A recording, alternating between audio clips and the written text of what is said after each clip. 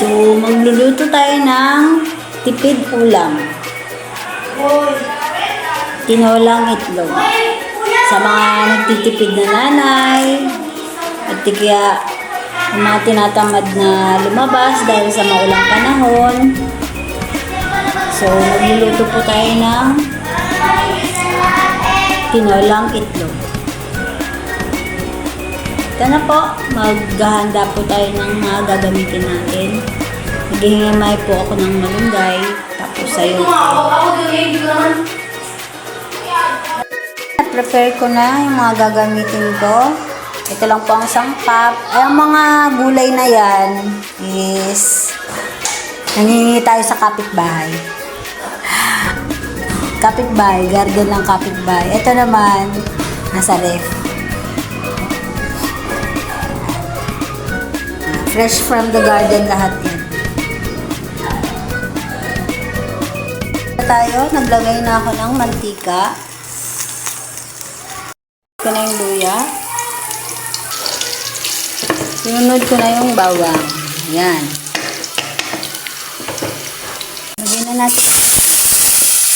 Diba? Para lang tayo nag-iisa ng manok. Nilagyan ko na ng tubig. Tapos, ilagay na rin natin tong hiniwa kong sayote. Basta masipag ka lang naman magluto, magagawa mo rin tong mga to eh. At syempre, pag nagtitipid ka na din, budget ulam lang yan. Rin tong siling haba. At saka yung tanglad. Takpan na natin.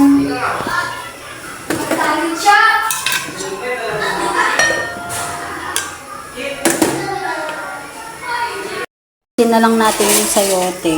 Tapos mamaya lagay na natin yung dahon ng malunggay. Okay.